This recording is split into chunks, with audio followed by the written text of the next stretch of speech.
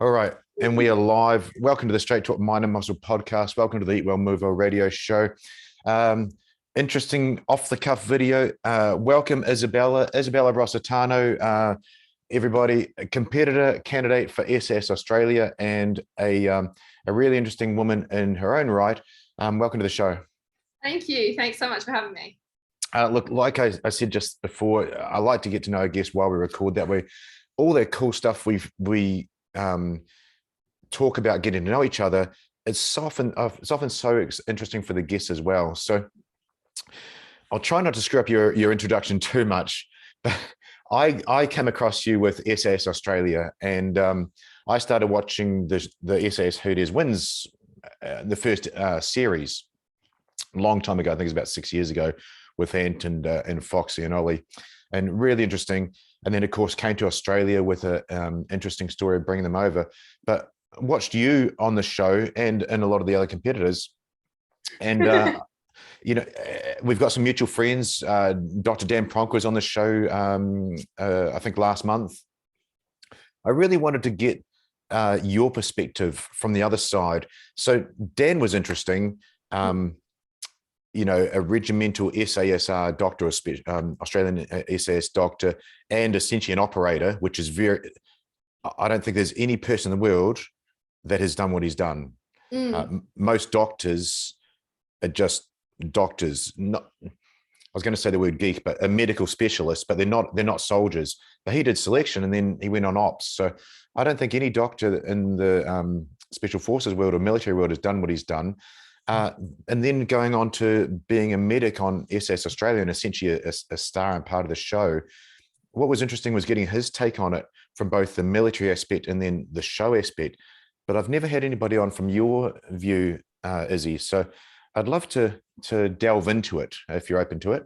Sure. And I'll just quickly add to that, just that Pronky, or Dan Pronk, what an amazing person. And I see so many similarities. Obviously, to me, what he's achieved, especially in the military world and the medical world, is, something I would love to be able to do, even just a little bit of one day.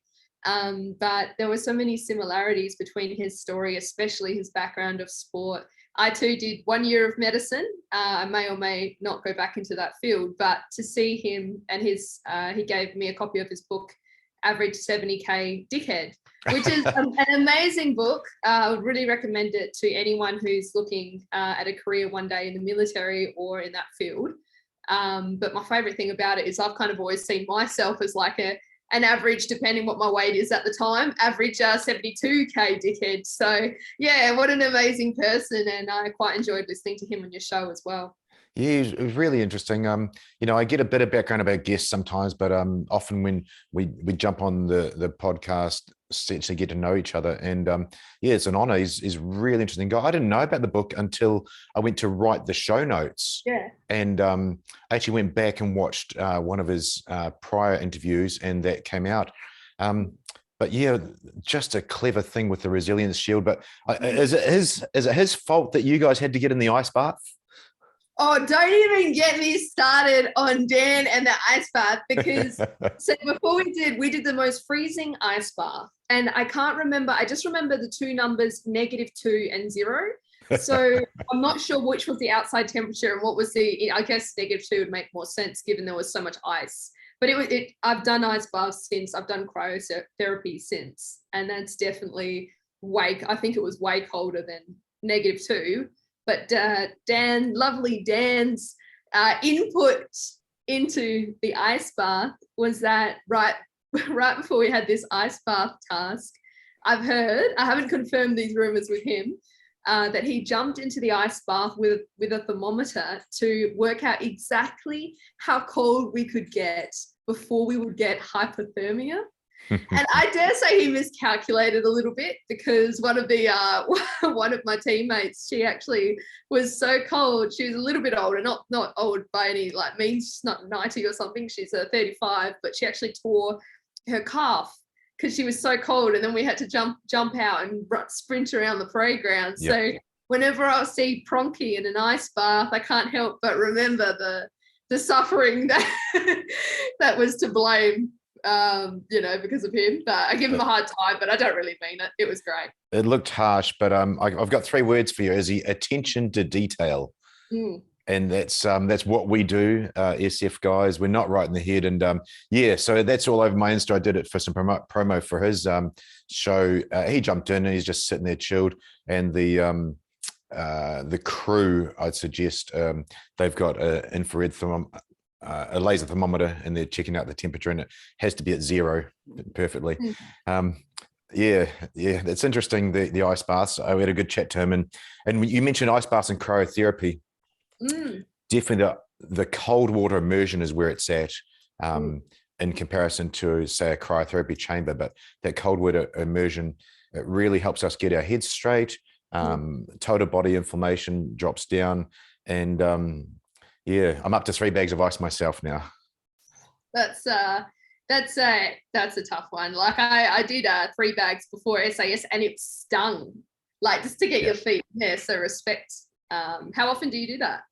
Probably once or twice a week. It was pretty easy here in Perth. It's like 40 million degrees. So it's a pleasure sometimes, but yeah, probably about 2 or 3 times a week. And you know, they say meditation is the focus on a singular thought or the absence of other thoughts. It's a form of meditation. You know, lifting weights for me is a form of meditation, all those things, but it just helps get your head straight and focus. But there's something about it for the whole body. It really drops the maybe stress down in a way. Maybe it's the endorphin kick off afterwards, you know, that absolutely helps. Yeah, absolutely. And I think, like, jumping in after 40 degree day, yeah, that's great motivation to get in there. So really cool that you said what you did in start to SAS Australia, because that's really I put a basic framework for the interview together. I'm going to talk to you about life prior to that, during it, and after. But before we get into that, because it's a great story, and you know, anybody can watch the TV channel, and we're going to go through that. But let's find out about you. What do you do now? I mean, we quickly connected again to do the invite for the show, and we're here on the same day. What were you doing today? What do you do day to day? You sent me through basic stuff on your bio, but it's really diverse. I'd love to find out from you, what does Izzy do day to day? Well, I think everything I do has a intention and an end goal. So while it is all definitely quite diverse, and I get that a fair bit, everything I'm doing is to prepare me for my sport as an athlete. I'm a fighter or a boxer. I can't wait to get good at that. I can't wait to be able to have my first official fight, even though I had my first fight on SAS. But I look forward to my career and where that goes. And then my second intention is to use my physicality, which I think is my main point of difference, and my ability to push myself in a career. So the careers I'm definitely looking at are in that realm of, you know, personal protection, security, and that sort of role where you have to be really adaptable and challenge yourself. So I work as a coach, and I've also picked up some pretty different jobs. So I've worked as a construction labourer in New Zealand. That was actually probably my favourite one. And I just pretty much pick up random jobs on the side, and sponsorships, which have helped keep me able to perform as good as I can. So I'm really grateful for those. So that's pretty much me. So day to day, I try and challenge myself as much as possible. And like you, get in the ice bath, and I'm always trying to build myself, like, my every aspect that I can be. So when I get into the career, that I can be the best I can be there. Yeah. So that's interesting. And that's why I wanted to jump on and start recording straight away. Would you say that your experience on SAS Australia has now given you direction? Absolutely, without a doubt. It really changed my life. Like, you know, I don't use that lightly. Like, I've had a lot of talks with a lot of my other teammates from the show, and you know, we're careful not to say, you know, not to let something define us. But I do believe that what became apparent to me was my strengths, which I'd never appreciated. I was quite I'd say that I never truly, like, believed in myself. And that's what you really need, I think, to do something like what you've done, you know, to be able to make it through a real SAS selection and to be able to become a real operator in that field, I think you've got to be someone who, you know, is ready to tackle any challenge. And that's how I feel after that. Look, I interview, thank you for that. And it's not something I take lightly as getting into the special forces, but I interview a lot of diverse people. You know, it's the Straight Talk Mind and Muscle podcast. You know, I've got a professor talking about migraines and brain, and then Olympic coach. And I think last week, I don't think it's aired on the Spotify, but it's on Insta, was one of the All Black guys. I think once you're at a certain level, and you saw it in your series, I've forgotten the footballer, sorry, the rugby league guy. Luke? The rugby league guy who won it. Oh, Sam Burgess. Yeah, Sam Burgess. Yes. So, and then we saw it in Yana Pittman and in the sprinter as well. That's a mindset. And that's where I've sort of been taking the show, because once you hit that level, the mindset's there, that the body can just push through everything, and it's down to mindset to make it through those things. And it's interesting that you said, you know, is life changing. I talked about direction. You seem very different now than you were on the show. You seem much calmer and considered. That's because I don't have I'm not cold, hungry. Cold, tired, wet, and hungry will do it. Yeah. Anyway, sorry, go on. Look, yeah, you seem very considered and direction. So, can I ask, how old are you, Isabella? 26. I turned 26 recently. Wow, brilliant. And again, so really cool to see that maturity come through. I remember, I do tangent a little bit, but I remember we were in ops in East Timor when I was in the regular military. We had a 20-year-old guy, a 20-year-old male soldier in our platoon, and he had his 21st birthday on month 3 of a 6-month deployment. Wow. We watched him become a man. Wow. Not because of his age, not because he hit 21, but because of the things he went through there. We watched him go from being just a kid to being a man. And I was just honored to watch it. I was honored to know him. It's almost the same thing with you. You've come through and really changed your direction in life. So your direction now, you talked about becoming a fighter. Yeah.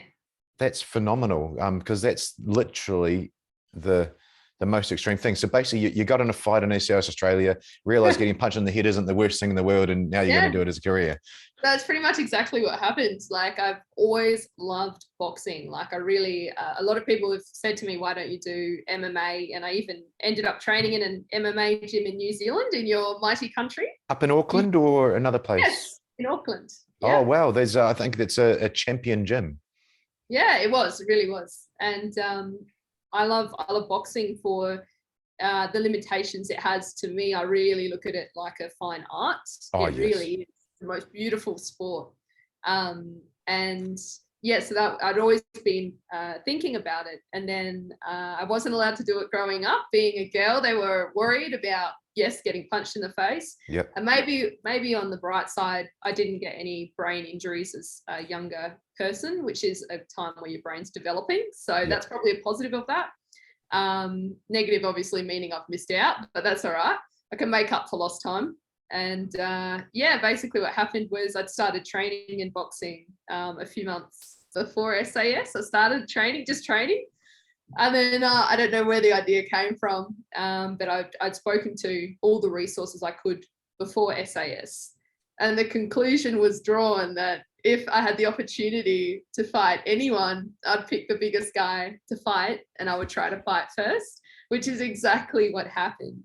And it's really funny hearing what you said before, because, the editing of the show definitely, that's the TV aspect, but the experience is another thing. And they did cut out my fight, which was quite funny. But yeah, I had the opportunity and picked me to volunteer first.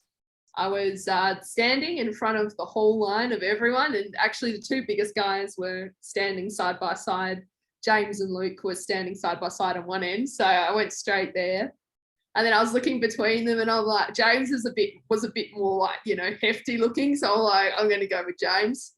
And I got knocked down twice, and I got absolutely demolished. I did my favorite bit, which I always tell everyone, is I had a combo shot, which was amazing to me. That I realized I was a close-in fighter. I managed to get in and get a combo shot against a 6'3" guy, probably double my weight, really strong, really awesome guy, who was very upset afterwards and said, "How dare you pick me?" But yeah, that experience was probably one of the most defining experiences in my life, because first of all, from a sports perspective, I was concerned about fully investing into a fighting sport without knowing, can I take a hit? Yeah. Because it's a long time. It's usually a year, you know, depending on how much you're training in your gym, it may be a year before you get to spar.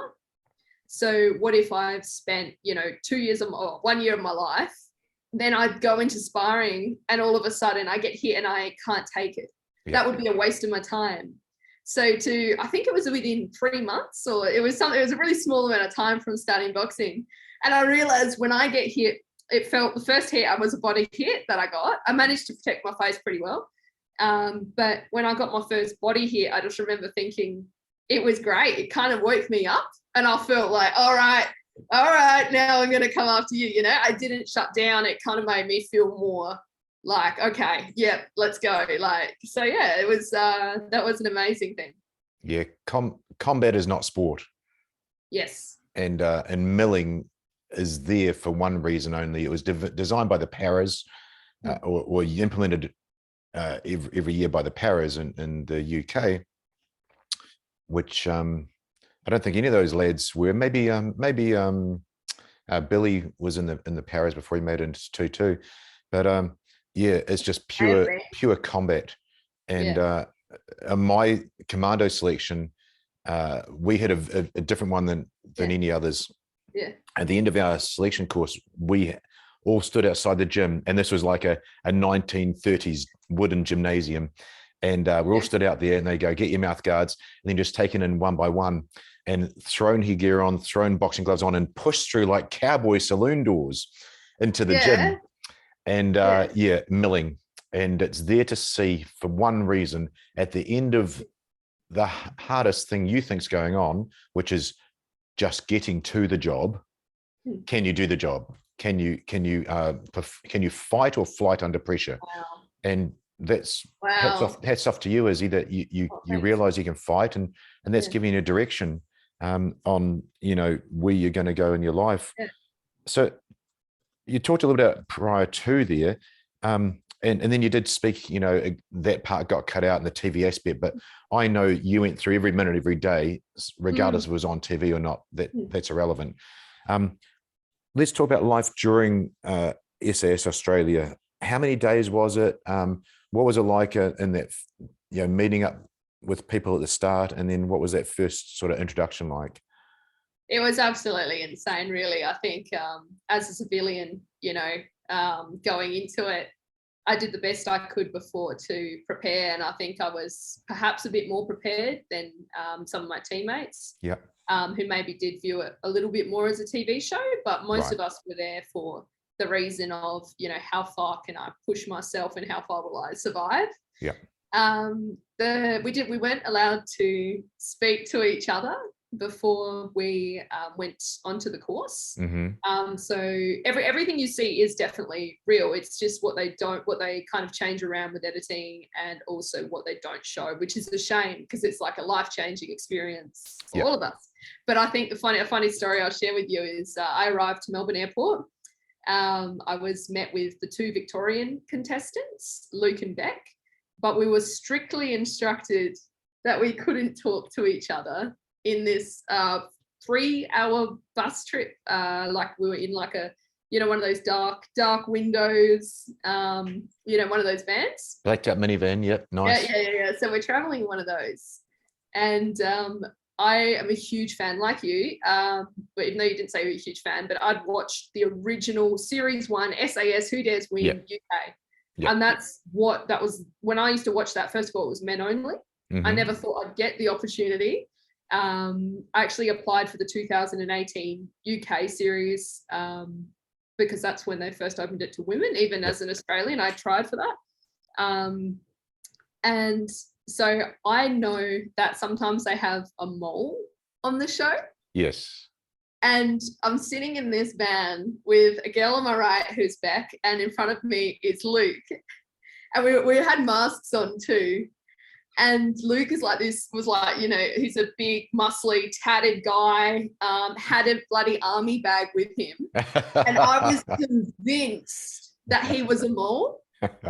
I'm losing it in this car. I just started laughing because we weren't allowed to talk to each other. And I'm looking at this guy and I'm like, oh my God, the mole is in my car. He's going to be watching how I'm sitting. He's going to be watching what am I doing in this 3-hour like bus trip. He's going to be, you know, so I just lost it. And so I'm texting like, you know, I had like a few really close people who I had let know, obviously my main mentor and coach, Chief, who is so similar in mentality to all of the DS. So that's what I've been trained with the last 5 years, you know, about mentality and about, you know, it's not training if it's not raining, you know, that sort of attitude. So I'm texting him and I'm like, I am 100% convinced that there is a mole and he's right in front of me. Like, what should I do? Like, you know, so I feel sorry. The other guys ended up joining in laughing. But so my experience of SAS, the first 3 hours was just laughing with masks on with these two strangers in a car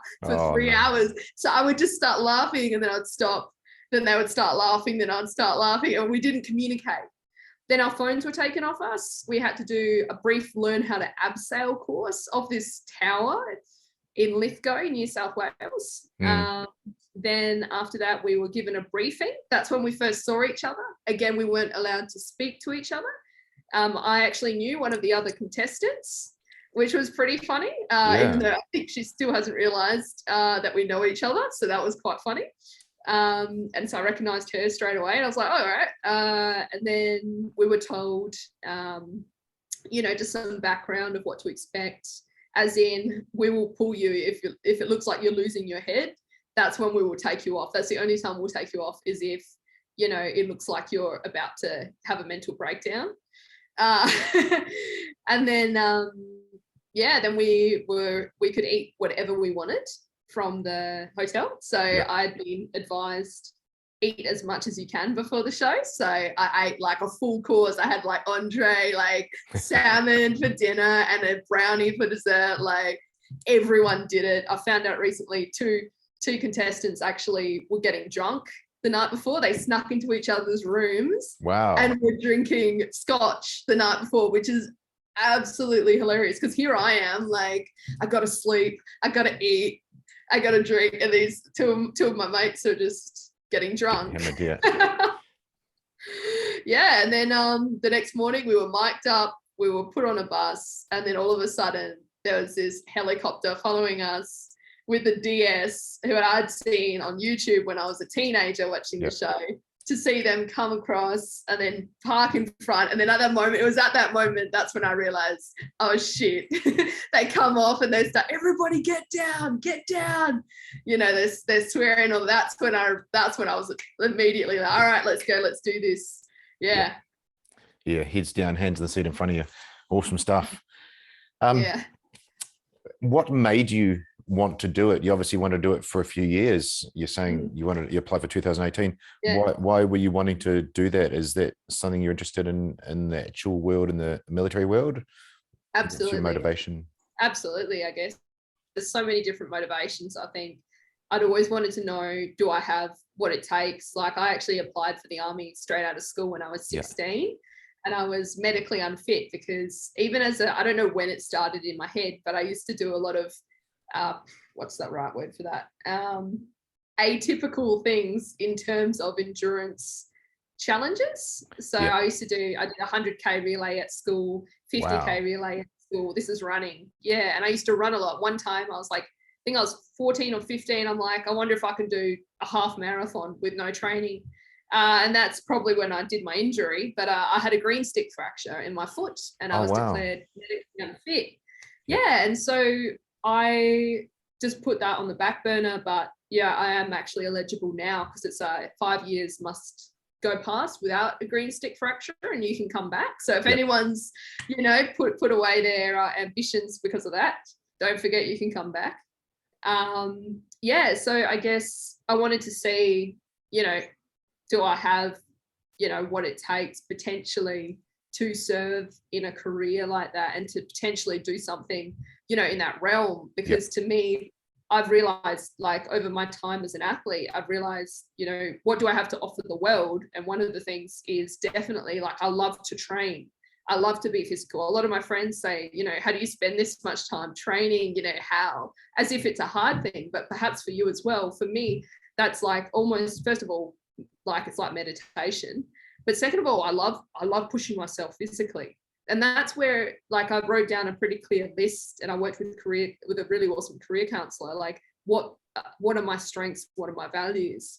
And all of them fit into something like the military. So yeah, that's, I guess it really was a military interest. And It does sound like a military interest. What we find on selections is normally those fit as hell people, typically the buff guys. They're the first ones to go, because they're used to an event. Oh, I'll do this sprint or I'll do this race, and they can't handle losing for a start. They can't handle not finishing. They can't handle get to the end of the race. Okay, now we go back. We do the whole thing again. They can't handle that resilience. But you seem to have that's a different thing that you've got. You seem to have that mindset. But that's what you need in the special forces. That'll definitely get into the military, that fitness and basic mindset. Through the show, how long was your show? So our show was Hell Week. So we did 5 days, 4 nights, 5 days. And I was 1 hour away from the end of that. So about almost exactly 5 days. Now you've gone from zero, literally on the bus, straight into it, a very accelerated. It was a very different show. There, what was that like, just getting beasted? It was awesome. Yeah, absolutely. I loved it. I loved every second of that pain. Like, I really did. And it's funny because the first time I watched it, I couldn't really absorb it, but I've watched some highlights since, and I was like, what we did for a civilian was insane. Like, obviously, like, you know, you're probably used to this, and most of the people listening will have some experience in it. But what it was like for me and the team was, you know, we literally went from talking to these strangers for the first time in a bus to I overheard a certain DS or chief instructor screaming at Lena, "You fucking cunt, get your head in the ground," like, you know, like it was sorry about my language, but it was so funny. Like, you know, as soon as I heard that, like, you know, just you go from sitting, you know, relaxing, like having a chat, to heads down, let's go, like, you know, shut the fuck up, like, la, la, la. And like, that was how was it? Then we went from there. We were actually had hoods on our head. We had goggles on top of that. We couldn't see. We were constantly pushed behind to have our head facing down. And we waited for an incredibly long time. At first, this was in a bus. And second of all, it was in a line standing up. And then we just heard like a weird metallic noise and then a splash. And eventually, after about 2 hours at this point of being blindfolded, led to this spot, and then I'm told, step up. And by that time, I realized it was some sort of platform. And I've stepped up onto the platform, and I'm like, oh shit, I know what's going to happen now. And the next thing that happens to me is my hood's taken off, and Ant's right in my face. He's like, do not look at me. He's like, you will put your hands on your shoulders, and when I say go, you will fall backwards. Don't try anything stupid. And he said, don't look at him. We're looking straight into a camera, hands on there, and then just 3, 2, 1, go. And that was the introduction. Like, that's what the first thing that happened was. I fell 15 meters backwards off a platform into water, and then we were beasted to keep warm. We were stripped naked.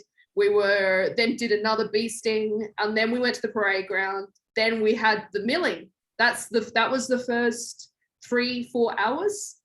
And I would just say what surprised me and what you'd be used to. What really surprised me the most, I think, about the whole experience was this mode that I went into that I've never had in my life. I've been busy in my life before where I'm focused and doing something, but this was another level of, even though I had no food, no sleep, no like, little warmth, and that I was still able to do something like fight a 6'3" guy. I was still able to do multiple push-ups and physical tasks in the freezing cold. I actually got scars on my arms from the leopard crawls we did. I was still able to do that. And that surprises me about the mentality in the military and the special forces, because it's nothing like I've experienced before. It was like there was some extra reserve of energy and focus that I've never experienced. And that's what it was like for me, was just, I didn't think anything other than I'm just thinking about doing what I'm told. I'm thinking about what's coming next. And it was automatic for me. And it was really interesting because, I hadn't experienced that before, but it was like a different mode that I've never had. That's how I would describe it. Yeah. It was what I was trying to get at. Very poorly asked, to be fair, by me. But that's where I asked Dan the question, what's it like on SAS Australia? What are you getting essentially at the end, seeing those people who make it through versus SASR selection? And he essentially said, well, it's the same. You get the same product out of the end. We talked about Sam Burgess there for the season show, whatever you want to call it, prior to you guys. And unfortunately for you, the boys had just got warmed up for 4 weeks of beasting people, so you really got the arse end of it. But what was interesting to me was that he said the same product comes out at the end. And that's why I asked you the question, what was it like at the start? Hell Week's a different thing altogether. And then if you don't grip it up, that's what the words we use over in New Zealand, grip it up. If you guys don't switch on straight away, you're screwed as individuals, and then as part of a team, not a team, but as part of a team. And the CEO, I know you talked to me earlier about the commanding officer. I'll never forget it. One of my COs, my second CO at the time, Jim Blackwell, infamous for saying, it's 80% individual training, get amazing as an individual, 20% team training so you can work as part of that team. That's just the way we were. But you've really painted the picture perfectly of how you managed to survive and get through to the next day, and then through to the next day, and so on. It's an amazing thing, and I would love to be in a career where I feel like that, because I got so much opportunity to push myself beyond what to do things I never thought possible, and push myself beyond what I could think I was capable of. Yeah, I think that's what the military gives you. Like, there are so many, there's so many people you've had here as well as yourself, who you start with the military, you have an excellent foundation, you have that inner confidence and that ability to go what I call like the military mode. And that's a pretty awesome thing. I think they should do more research into it. It is a mode. It's definitely a switch. Again, on my selection, there was a different task. So my role was counter-terrorist team commando, and our selection was put together specifically for that. It was task after task after task, and then they repeated the same thing of hostage rescue stuff. So not going in black with guns, but all the things like carrying a 120-kilo ladder up this huge hill for a K. Now that doesn't sound bad, but the K is through bush that's this thick. So we had to bash 1 foot at a time to bash every tree over for a kilometer. And that took... and I'm going to interrupt. I'm going to jump in and say, and you're probably food deprived, sleep deprived, cold, wet, and those are the conditions that, That's a given. Yeah, that's a given. And, but this is a realistic thing. You may have to do that, but that takes 3 days to do. where was I going with that? Oh,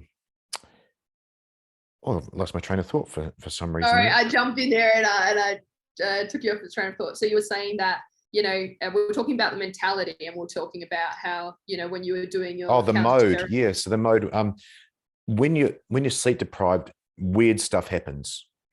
And I saw people do basically two things, and majority do this. Majority do they get tired and they're very slow on the task, and then they start walking away, and somebody has to remind them, hey, pick up this thing and move it there.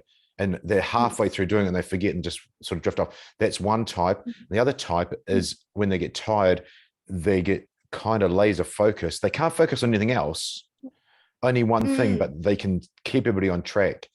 And that's that mode you switch on under fatigue.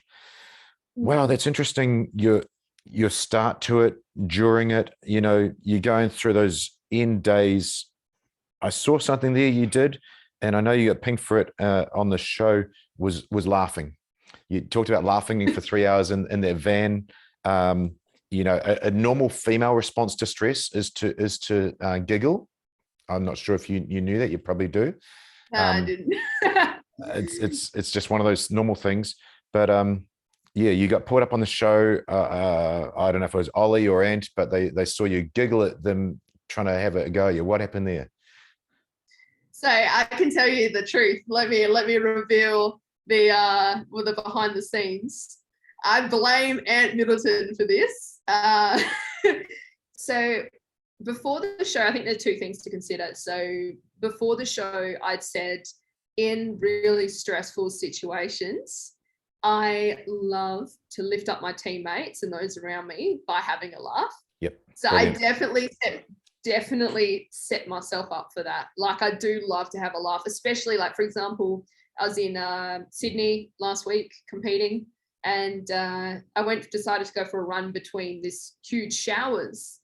And as I'm running, another one came, and it was like I'd been swimming. It was nonstop. It's like flash flooding. Yeah. And I saw this couple that were having a little bit of a down time. And as I ran past, I looked at the girl and I said, God, it's too hot and dry out here. I can't stand it. And then they both started laughing and they loved it. So that was good.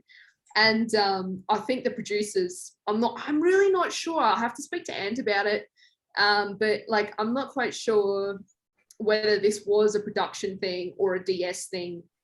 But on the morning of day 4, as I've said to you, the whole time on the show, I went into this mode that I never knew I have. And people who know me as that, the Joker, would not have recognized me. And they didn't show me that much that you could have seen it. But I had no emotion for the first 4 days, very little. I went into that mode where I'm looking, like, anytime anyone came near me and was like yelling any of the DS, I'd look straight forward.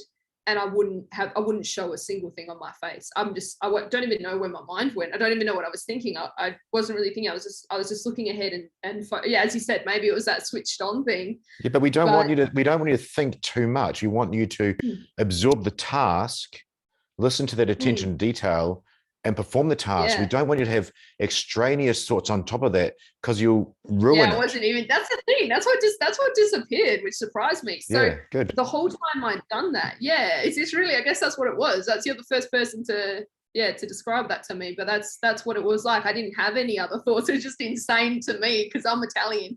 I'm talking and thinking all the time. Anyway, and then on day 4, we did a task that was cut out, which was a tunnel task, and it got smaller and smaller. And I like, compared to the guys that did it, I was, my shoulders aren't that big. So they did an incredible job. Sam Burgess took an hour or something to get through that. Yeah, poor guy. You feel his shoulder breaking at the time. You had to go out like that. Even myself, like, if you can imagine, even me, like, this is my shoulders, even I did that. But imagine a guy, like, imagine yourself. Like, anyway, my point being, at the end of that, I get out of the tunnel. Foxy's there. He goes, go to Ant. I go to Ant, and Ant pulls me aside. He said, "You're doing really well, but we need you to show more emotion. Like, you can smile, you can talk to us, we're real people. You can smile more, laugh more. Like, I'm not sure he said laugh, but he was like, just relax. He's like, be more human and show more emotion. Like, he really said that to me. He's like, you can, yeah. And I am not sure whether that was baiting, or whether that's definitely something, if I ever am one day to have the privilege of attempting something like that in real life, which would be the most amazing, phenomenal experience just to try. I would not fall for any selection staff telling me to do something that I don't really feel is right. Yeah. So I because he's a chief instructor, I listened to that, that detail that he gave me. What that translated to in my head, unfortunately, probably was relax. And I'm not sure what it. Yeah, I'm not sure what it was meant to give, but what it did give was that not even that night, they then started to joke with me a lot. All of the DS were giving jokes, like bantering with me a lot that they didn't show, but it was awesome. I loved it. Like, at one point, Ant goes, we'd done a task where we had to climb off a railing, an abseil. And he's like, and we're all in a line. He goes, number 11. I'm like, oh, jeez. And I'm like looking forward. He goes, do you have a boyfriend? I'm like, no, staff. He's like, do you have a girlfriend? And I'm like, where's this going? I'm like, no, staff. And he's like, oh, you can see that from the way you struggled to get one leg over the railing. Oh no. And they were making jokes to me like that cracked me up. So after that, of course, I'm smiling. I didn't laugh, but I'm like like that.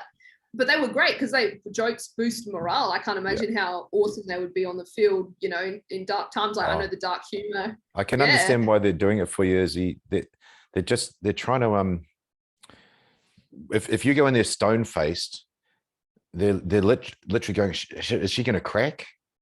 Whereas you're in your cool place, but they're going, oh, they can't see exactly what's going on in your brain, even though you've got this shell outside and everything's humming along nicely inside.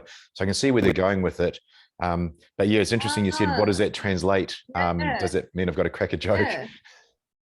Yeah, that's really interesting. I hadn't thought about that perspective, but that makes a lot of sense. Also, I think my face maybe just might look a certain way when I'm not smiling. Yeah, anyway, I like to call mine resting death face. yeah, same. Yeah. I think I have something similar. Chronic condition.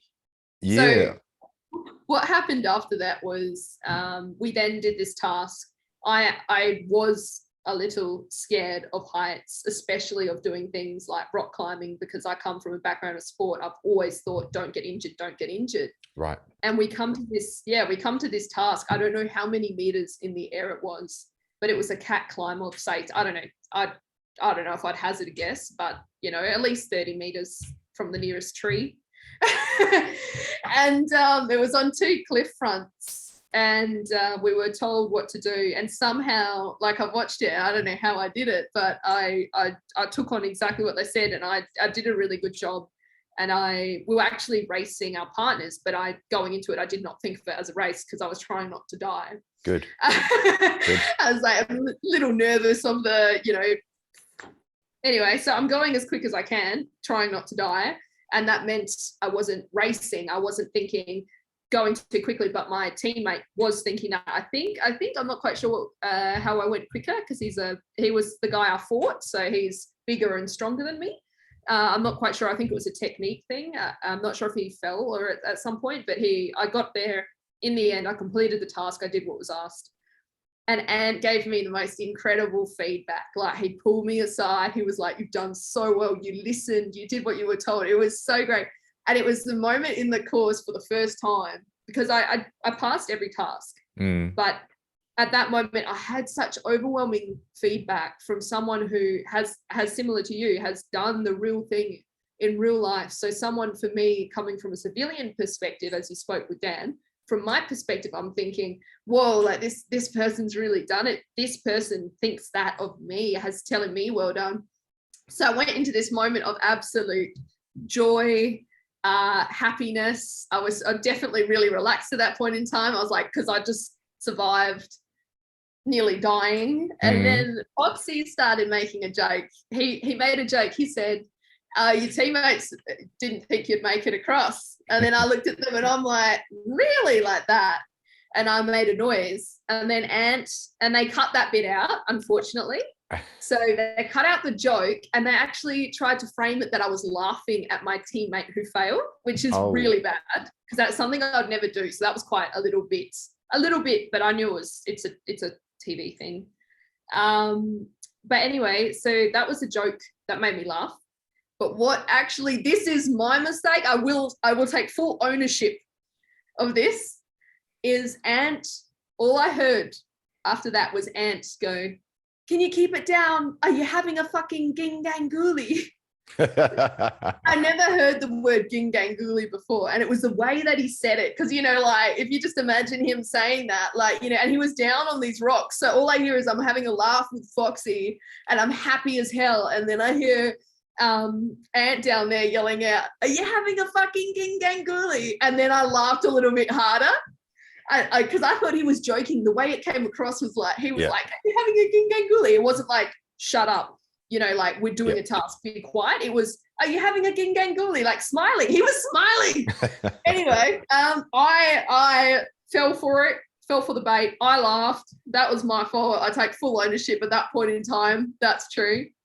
And then I knew at that point, I went from a moment of, I've just done an amazing job on something I thought I would die on. I'm alive. And somehow I did that too. No, I've fucked it for the group. Like, that's how I felt. Like, I was like, because then he goes, "I'm going to fuck you up now. Like, you're going to pay for that number 11 and your group's going to pay for that." And I just thought to myself, oh, God damn it. Like, now I've done this and like the group's going to have to, suffer a bit because of me. And I also know that at this stage, so late in the course, everyone's fatigued, hungry, cold, they're going to be extra hard on me. I knew that was coming because at that stage, no one is able to really think straight.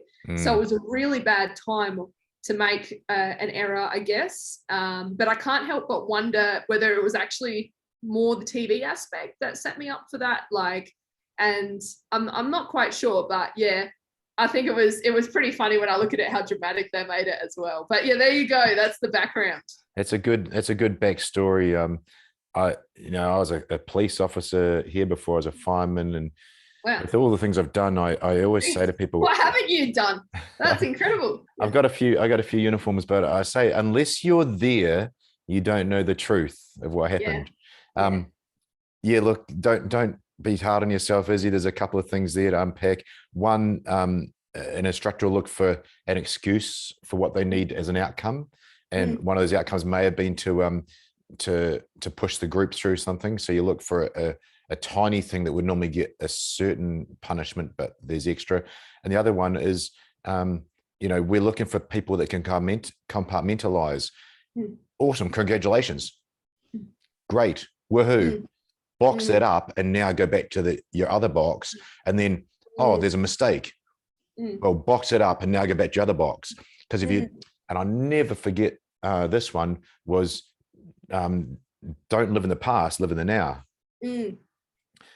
Because that doesn't matter. You can learn from it, but you're looking for that. That's resilience. I suggest is somebody that can keep in that mindset and box all that stuff up. Not so good for real world, I tell you, but pretty good for that world. Yeah, yes. Yeah, that's true. That's true. How much sleep did you guys get per night? How was that? I slept the least out of everyone because I was so determined to dry my kit. Oh. That was a little error I made. I remember definitely remembering I was always awake when most people were asleep. So I think I was definitely, because I was awake so much, I didn't see so many other people. I think I was probably the most sleep deprived. How much sleep did I get?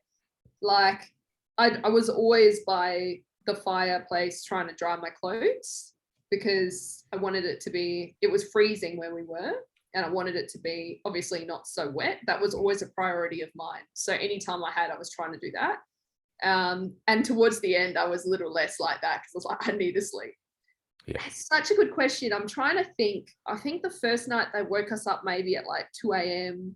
And I think we'd gone to bed at 12. So I'm pretty sure that's like 2 hours. And then we woke, I think the lights went on usually at 5:30 or 5 maybe. So that would have been another like 3 hours. Is that 5? No, I'm not sure what time we would have gone to bed though. So maybe 4 hours the first night. We would usually, I think the lights went out around 11:30. So I think no matter what, that's 12, 1, 2, 3, 4, 5. That's 6 hours. But then they would come and wake you up in between that. And then also the time that you'd go out. Anytime you went outside, you had to put your boots on. I was guilty of, they say, what do they say? With SAS, who dares wins. Bend the rules, but don't get caught. So sometimes when I was so exhausted, I will admit I did just sneak out, into the main compound without my boots on. But I think I slept, the least I slept would have been 3 to 4 hours a night. The most I slept was probably like the last 2 nights. I think I probably would have got 5 or 6 hours, I reckon. Yeah. It's funny you say about boots. When I teach people how to stay alive with home invasion and other things like that, the only thing you need beside your bed is a pair of boots, because you can't fight in bare feet, and you can't run down damaged ground, rocky ground and things in bare feet. You have to have some footwear. Don't care about your pants. Sure, have a weapon if you want, but get some boots beside your bed. Otherwise, shit goes wrong. We found out. Oh, there's a famous story actually. This would be interesting. I wonder if Billy will probably know the story because he was SAS. World War II, British SAS in, I think, Malaya, in one of the jungles.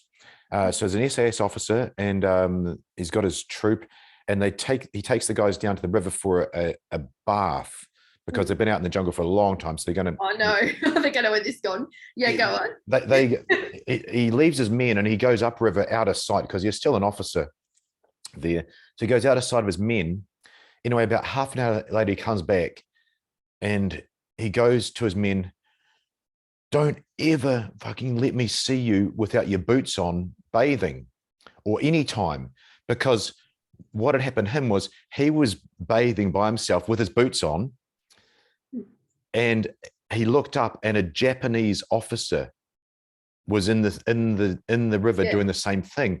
He's like, shit. Long story short, old slappy happy kung fu trained Japanese guy got his head stomped in by the British officer with his boots. Yeah. Because that's combat, it's not sport. Yeah. And he caved his head in with his boots and killed the guy. And that was a story told to me by my instructor. I won't forget that. I feel like I actually ordered a new pair of boots. Anyway, go on. Yeah, go on. Yeah, so the moral of the story is, definitely we almost used to. I had my boots in the shower even when we got back to the fire base. Boots in the shower next to me while we're doing the bucket shower, and then quickly put the boots on straight away. Anyway, I digress. You come up to the end of the show. Sorry? That's so interesting though. Like, that's very interesting. I didn't know that. I'm going to always remember that now. Who knows what conflict I might be in one day. I'm going to have my boots there and I'll be thinking of you, Damian. I'll be like, thank God Damian told me this. Let me swap around a bit. Let me make it more realistic. Some guy is in jandals, or they call them flip-flops, or thongs here in Australia, and he's kicking off. If you got shoes on, just break his fucking foot, because he can't stand up with a broken foot, and he can't fight you. So again, combat versus sport, and we're talking about survival. If someone's in jandals, then they're no opponent, they're no adversary for me. Yeah, I remember. Happy days. Yeah. We're going on. You've had little sleep. You're getting on to your 5 days. Come up to the end. I think I remember your episode. You said you got pulled off an hour before the end. Just talk us through that in basic, and how your head is after that. Yeah, well, it was interesting because we were all asked before the show, would you VW? Will you quit?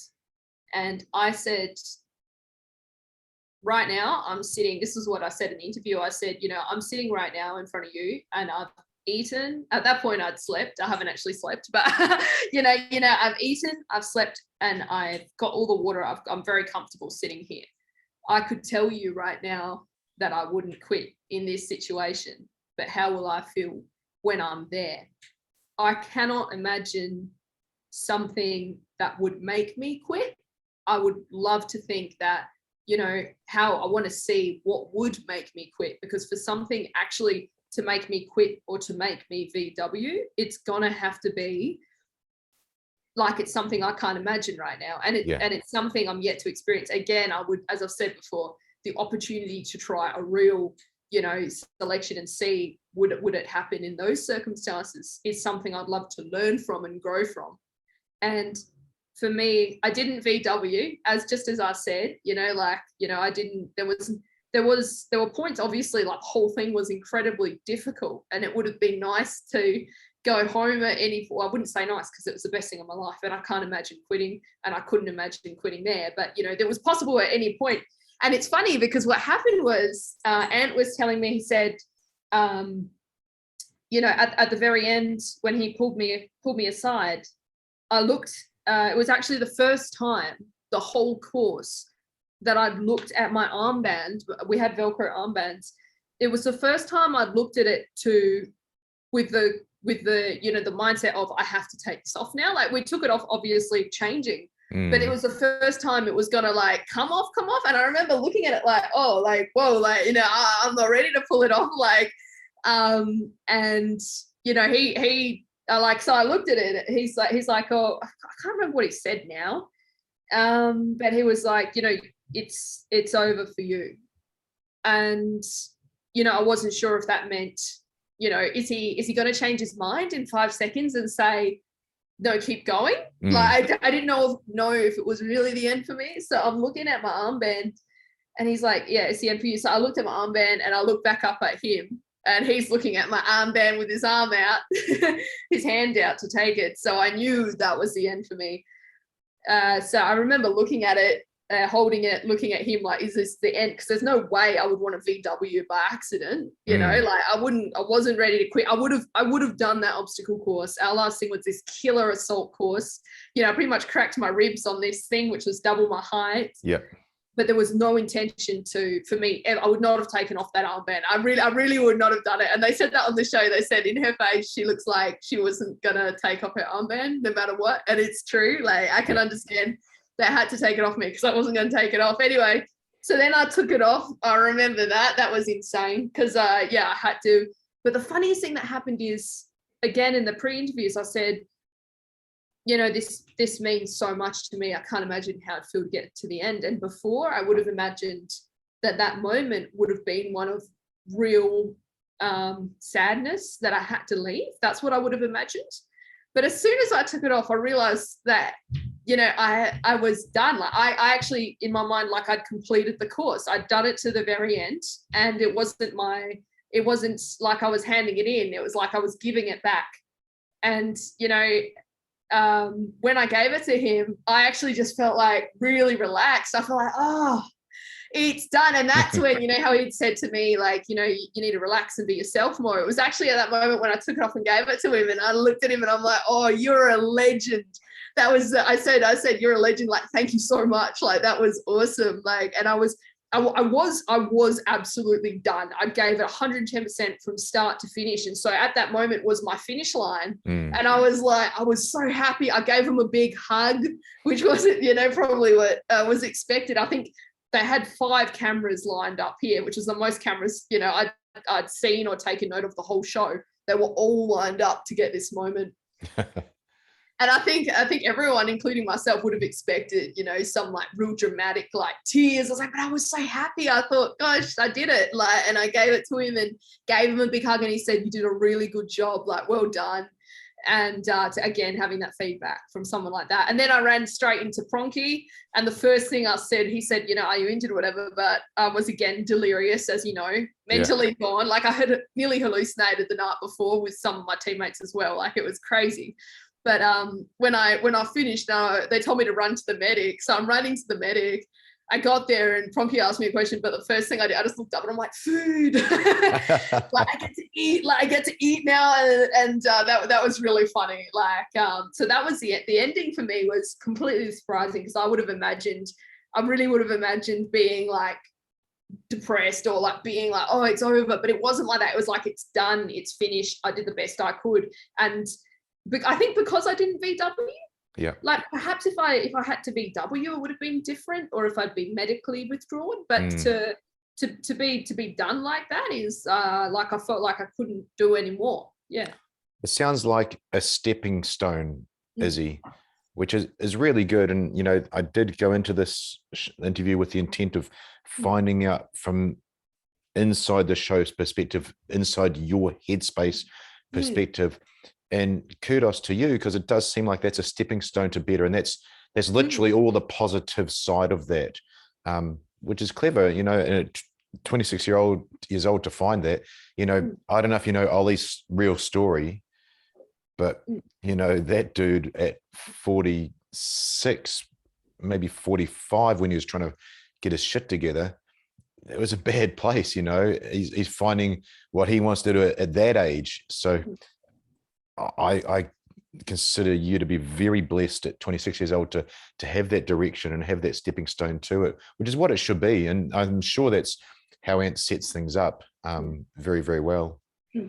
Thank you. Yeah, I think one of the good things I think about that was just that ability to gain all of that. And I hope that I've been able to show you, you know, what it was like from that perspective to come in as a civilian and to have all those mindsets. And on Ollie, one of the things he does, which is that is something I would love the capability to do right now, is he's gone through that training and he's used it now to play a huge part in ending child trafficking in places like, you know, Asia. And what he does is just phenomenal. And I would love the ability one day to train in whatever field it is and then be able to go independently, somewhat of a mercenary to those locations and be an independent kind of operator for those things. Like, I think that's really phenomenal that, you know, you can have that career of working as a team and then to go and do that thing as an independent person. Like, that to me is, you know, as you said, I don't know his story from that aspect of him feeling that way mentally at 46, but what he does is just, yeah, definitely what I'd like to do one day as well. Yeah, it's quite interesting. I don't interview that many sort of pure civilians. You know, there's a lot of PhDs and other things. Here I am. I'll be a civilian spokesperson any day of the week. Yeah, it's cool because what we find is we've had an identity, and unfortunately, but very important for that job as a special forces operator, you have to have that persona. And Dan talked about that very well in the show. We find, right, what's our direction now? What's going to be our new identity? We find that so hard, but it's just actually beautiful to watch you and listen to you where you're at in your journey. So it's really cool. Let me finish up. Again, it's come back to where you're at now. Life after that, you know, it's been maybe 6 months or probably longer since you did the show. Yeah, just about that. So we filmed in June last year. Your direction, you talked about personal security, so probably looking at private contracting, but boxing as a career as well. Is there where do people find you, follow you? What's some communication methods people can use to check you out? Sure. Well, people can reach out to me anytime on my Instagram, which is just Isabella Rositano. So bit of an Italian name. So hopefully some Italians can spell it. And you can also, I've got a website as well, which is the same name. And so for anyone who wants to reach out to talk about some coaching or mentoring, which is what I do.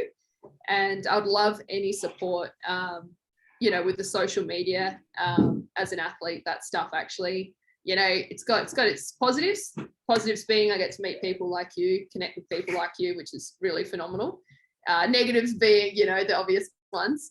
But I would love any support on those platforms, because as an athlete, especially an amateur athlete, you know, that's where how I maintain, you know, most of my sponsorships and deals. So yeah, thank you so much. And I want to talk to you more about that milling before we go. Yeah, you gotta sure. you gotta tell me this. So you finished your whole course. I think you said, you blindfolded? So our course, I think we're at day 6 or 7 or 8. I'm not sure which one. We done probably longer. There was some other days before that. But at the end of the course, the last thing we had to do was we lined up outside the gym, and we're all outside, stood up, and then one by one called into the gym to do 2 fights. And what it was you're thrown into a ring. It was a ring of SAS badged operators. Wow. Okay. Yeah. So And they're already in the unit. Yeah, and Yeah. one guy there ready to fight you. Wow. And then after you do that fight, you got to go to the other fight. No way. So you're throwing in. You describe the doors. So you're throwing in. You go through the doors. You're in a ring, and there's like how many people there? Like, so there's a ring of operators. They form the ring. Oh, they're in a ring. Yeah. So they form like a circle. Yep. So there's a circle there, maybe maybe 8 to 10 operators. So they're going to just shove you into the middle. They just want to see how you go. And there's one operator. Wow. And then you fight one by one your way around the circle. No. So you're just going to fight one guy, and you are weak as a kitten. I threw these great punches, and I hit him in the guts. I thought, this is awesome. It probably felt like a little love tap to him because he caned me. I remember that. And then after you come back with a headshot. Oh, I don't know. It's not fighting. It's not boxing. It's just you're just swinging at that stage. Yeah, destroying. That's what we did. Like, that's what the rules for us as well. Can you get up when hit? Can you keep on fighting until someone dies? And basically they stop it, and then they go, right, we've seen enough on that one, and then throw you into the other ring. Yeah. Wow, that's it. That is phenomenal. I can't wait to learn more about you and the New Zealand SAS and that sort of thing, because that's next level. I had so much fun in my milling, especially in comparison to the boxing, like getting up again, and getting beaten to the ground and lying on the ground. Like that's it's next level, isn't it? It really is. It's just fight and flight, and all it is I often say to people, all that stuff we do, jumping out of planes, rappelling down buildings, getting to the objective, that's going to work. That's you getting in your car and driving to work. Now we're going to go and do the job. Blowing into the building, we still haven't started the job yet. Then you're going to do the job. So that's why it is what it is. Can you achieve that mission, which is to rescue the hostages?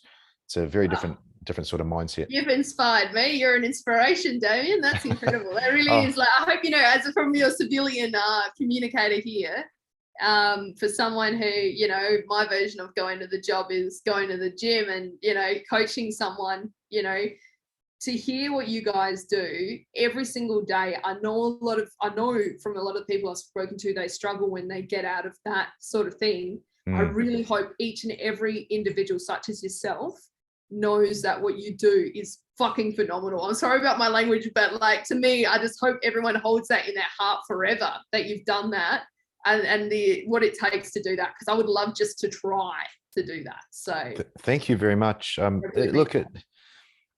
was listening to Ollie. In his, I know him. I've heard his you might have heard of this guy. His audio book.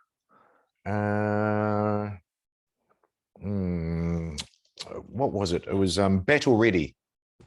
Oh yeah. I think I've read some of that. Yeah. Clever book.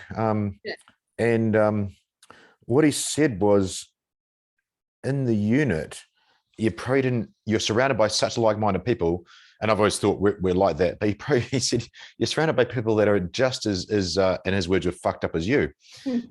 So you don't really realize until you get out, the day you get out there in the civilian world, how bad you are compared to everybody else. So interesting mindset. What you said there, you hope everybody thinks these things. For us, that's just normal. But yeah, it is pretty far out there. I know when I speak about, I spoke about keeping a pair of boots beside your bed. The life I think about is pretty brutal, but we think about the worst case and then we work it back, to normal life if we can. Wow. Well, that's just awesome. Look, what I'll do is I'll wrap our show up there because I know you got some questions for me, which is gonna be interesting, but I'll just put a pause there so we edit. Izzy, thank you for your time. It's been really nice communicating with you to get you on the show. Thank you for jumping on such a fastball. And as I said at the last show, if one thing somebody's heard from the show from you has helped them out, then we've done our job. Awesome. Well, I hope it has. And I guess, yeah, thank you so much for having me. It's a real honor to be here and speak to someone like yourself. So thank you. Oh, absolute pleasure. Thanks, Izzy. We'll talk soon. Woo.